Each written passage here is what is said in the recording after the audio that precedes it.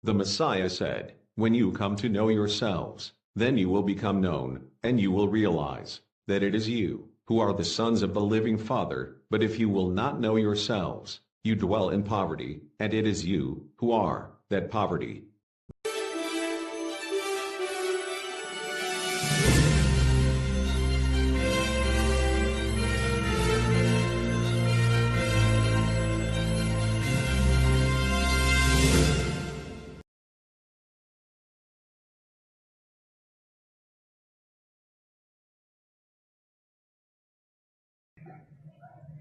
Magandang gabi mga kapatid.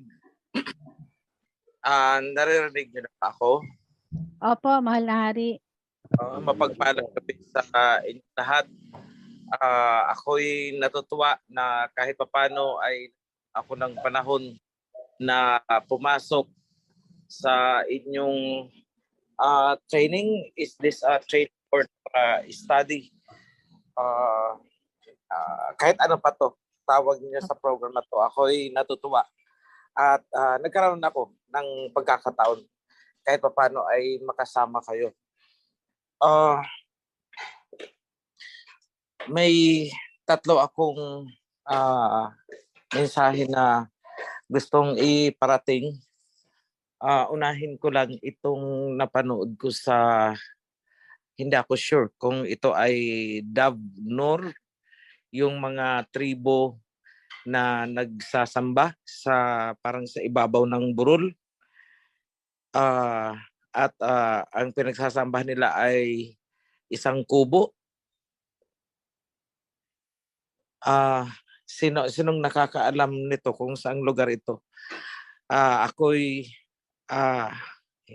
had mixed emotions. Hindi ko maintindihan ang nararamdaman ko, pero kanina pinapahanap ko na kay Bro June kung saang lugar ito. Davnor po, mahal na king na hari. Okay, salamat sa impormasyon.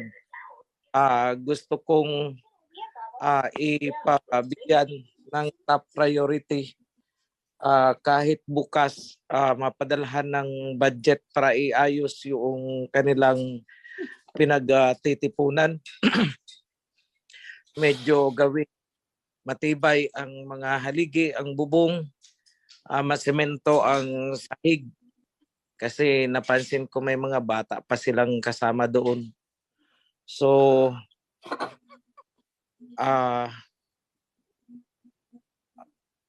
pasensya na kayo at ngayon ko lang ito napanood. Yun ako nagkaroon ng time. Pero looking forward, gusto kong puntahan itong mga tribo na ito kasi ito na yung pinapahanap ng Aba. Tipunin ang mga tupa. So, nandyan na sila. So, kailangan lang nating agapan at tulungan. Maraming salamat sa effort ng priest kung sino ang pumunta doon. Yung Sisi, congratulations. I am very happy, very happy. Paki-extend,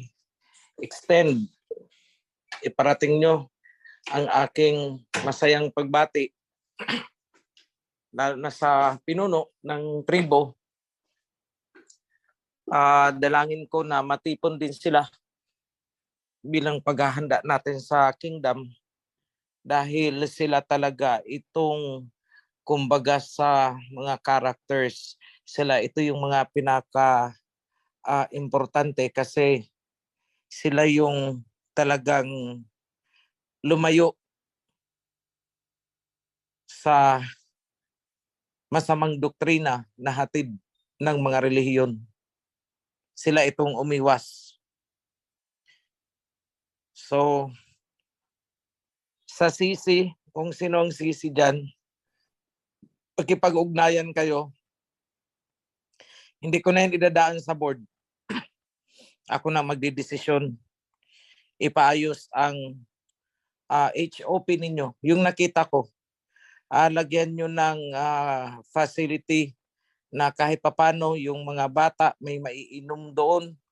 Kung may pagtitipunan kayo, kung kakain kayo, meron kayong lugar Nakita ko talaga siksikan sila at yung pinagsulatan nila ng kanilang mga awitin ay mga papel lamang na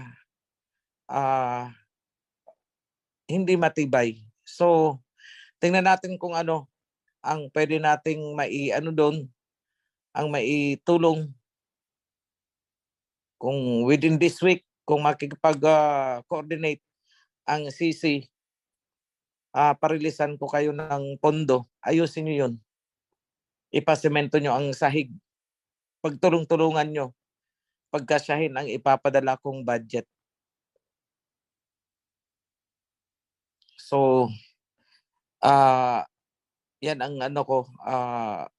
Sana nandito yung CC. Nandito ba yung CC? Opo, The mahal na board hari. Nakataas po ang kamay niya. Okay, okay. Sige, tingnan ko nga. Anong pangalan niya? Ano po, Nimuel Garces. Nemuel. Mm. Yes po. Nemuel Coordinate. Nasaan ka? Magandang gabi po aming kamahalan. Kami po ay natutuwa po sa binalita niyo sa amin ngayon.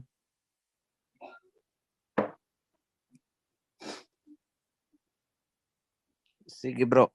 Bukas. Pero may tanong lang po o may paabot lang po. Medyo malaki-laki pa po ang problema doon, kamahalan, kasi po wala pa pong karsada. Hindi pa makapasok yung mga sasakyan at saka kung ano man yung mga materialis na ipapadala doon na mahirap kasi hindi pa nakaabot ang sasakyan doon. Yung motorcycle na tawag na habal-habal yung sinasakyan. Si Prince Robert Passion po, nagapunta nung pagkasama namin pagpunta doon. Nakita nila yung sitwasyon namin. Siguro si Prince Robert magkapagpaliwanag sa inyo ng maayos. Sige, pag-usap kami later on. So, ano ang gagawin natin? Ano ang local na material na available na pwede nating gamitin para palaki-lakihin natin ng kunti iyon? Kahit mga retaso or native material, bumili tayo para hindi kayo siksikan. Yung sahig, kung hindi makakapasok ang materialis, gaya semento, siguro ko kahit mga yung anuhan natin, pantayin yung lupa o kung paano. So pag-usapan natin, magpadala ako ng budget kasi parang pinipiga ang puso ko na makita kayo sa ganun. Hindi ko akalain na kalagayan yun doon. May itatanong lang po muna ako, kamahalan, kasi po nung nagpunta si Prince Robert doon,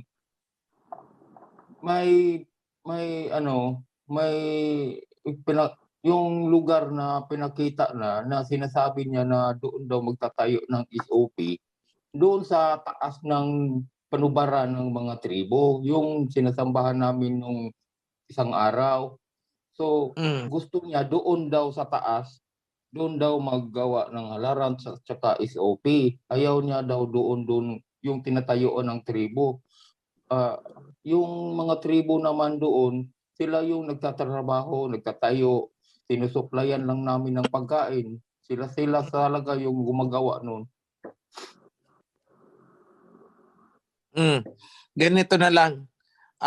Pagkaisahan ninyo kayong mga members dyan kung saan ang posible na pwedeng pagtayuan. Ang importante, kahit temporary yan, meron na. May magagamit kayo. Kahit sa bandang huli na lang tayo maghanap ng yung pang-permanente ninyo. Basta ang importante, meron kayo, hindi pa aalisin. Walang magpapaalis sa inyo, walang magpapalaya sa inyo. So doon natin muna ilagay. Kasi parang ko doon, hindi siya sapat. Kung medyo masama ang panahon na andun kayo, ilipad ang bubong, yun ang tinitingnan ko. So hanap kayo ng kung basta kahit pa paano matibay. Na hindi kayo mababasa doon.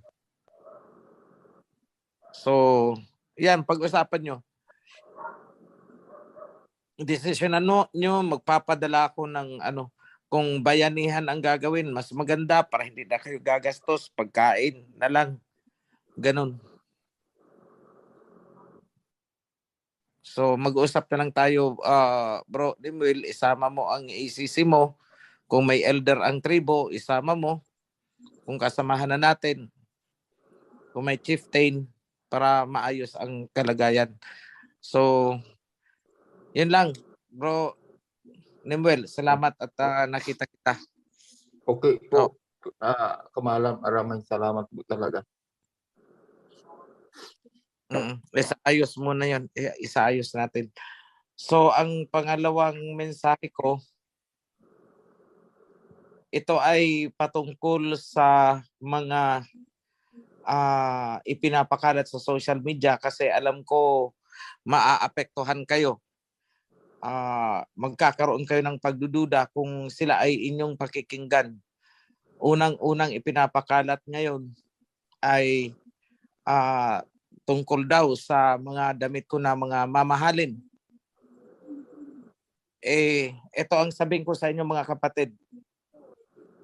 Nandyan ang ating Aba. Ako'y hindi ko alam kung magkano inaabot ang damit ko at hindi ko rin alam kung saan galing ang pera niyan. May mga nagdo-donate po. Ito para sa susuotin ng hari, ganito, ganun. Hindi ko po talaga alam. Dumarating sa akin, isusuot ko na lang. Dahil ayaw nila na ang hari ay mukhang kawawa dahil hindi tayo igagalang ng ibang tao.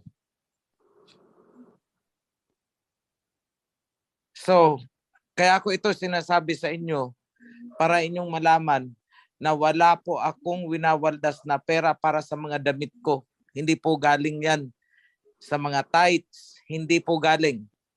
May mga tao na sadyang nagbibigay para sa damit pero hindi sila nagpapakilala. Hindi ko sila kilala at hindi ko alam kung magkano inaabot ang damit. Pangalawa dyan ay ang setro. Milyon po ang halaga ng setro pero hindi ko alam kung sino ang gumagastos para gawin yun. Hindi galing sa mga tithes. Kaya huwag kayong maniniwala dyan sa mga pinapakalat. Yung corona, hindi bababa sa 5 milyon ang halaga niyan. Pero hindi rin po galing yan sa bulsa ng kawan. May mga nagdo-donate na ayaw magpakilala ni hindi ko rin kilala.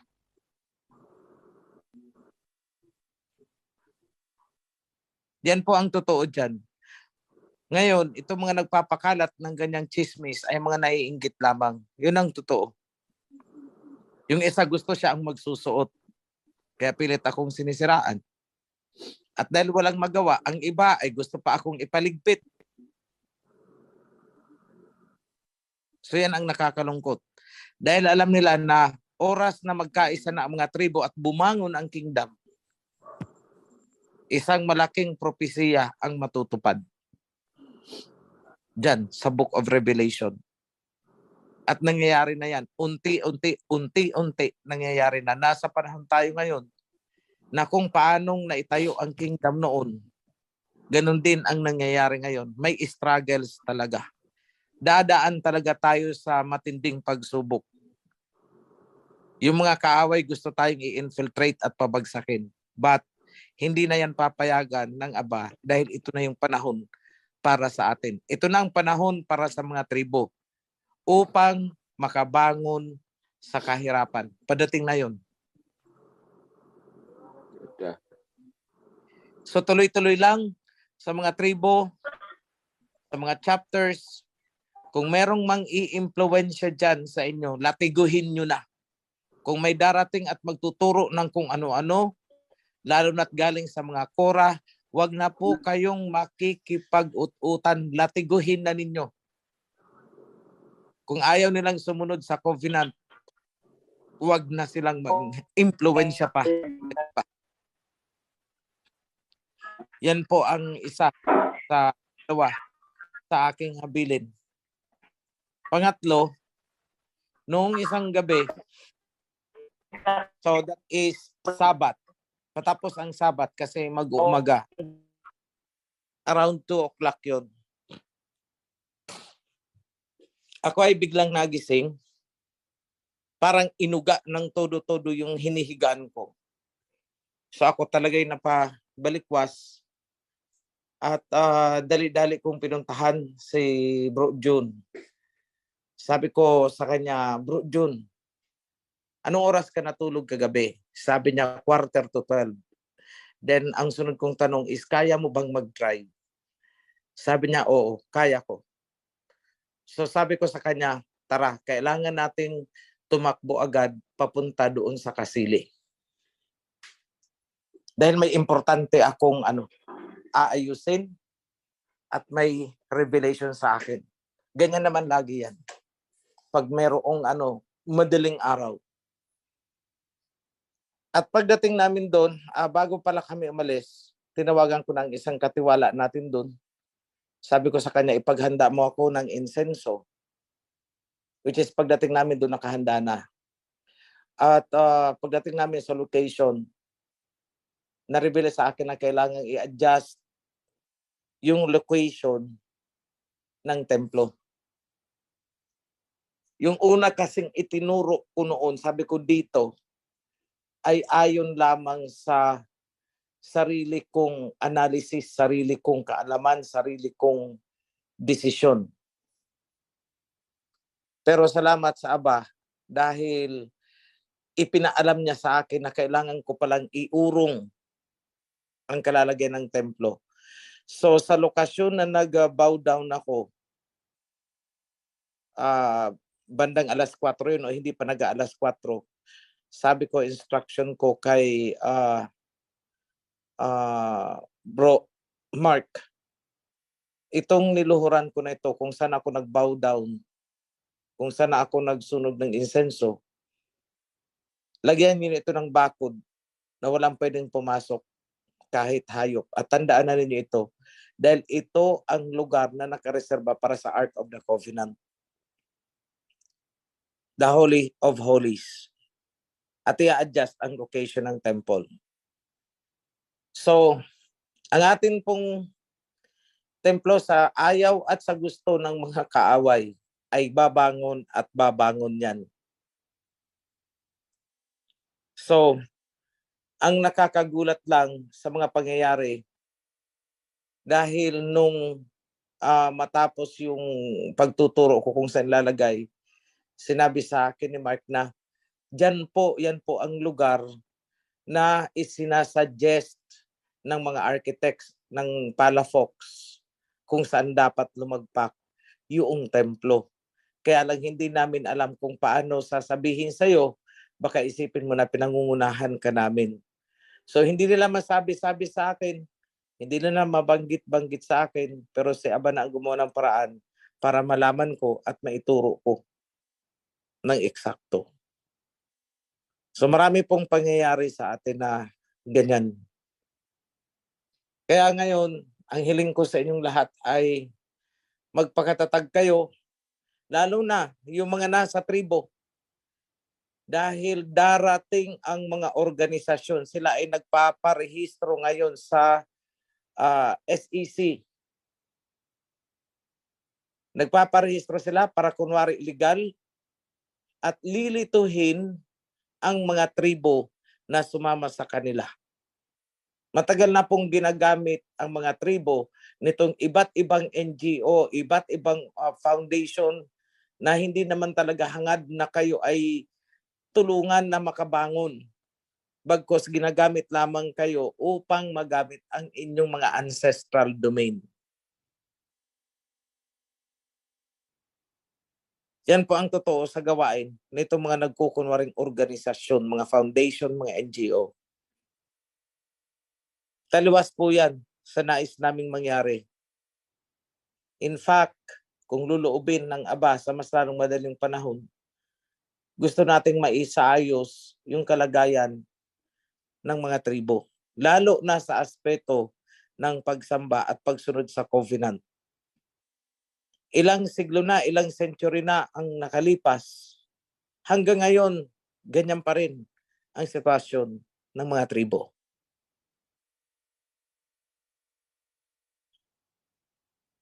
Ang dami ng organisasyon na pumunta, ang dami ng mga foundations na pumunta, ganyan pa rin ang sitwasyon. Unti-unting nalulusaw ang ancestral lands ninyo. Unti-unting nawawala ang ancestral domain ninyo. Ang problema kasi hindi kayang labanan ng isang tribo ang mga pumapasok. Mangyayari lamang ang totoong pagtatanggol ninyo kung magkakaisa sa iisang kingdom. Kung magkikaisa ang lahat ng tribo, iisang kingdom, malakas tayo. So, yan po mga kapatid, ang mensahe na nais ko lang iparating sa inyo at ibigay ko ang floor sa ating mahal na Prime Minister and maybe you can proceed sa inyong question. Maraming salamat at pagpalain kayong lahat.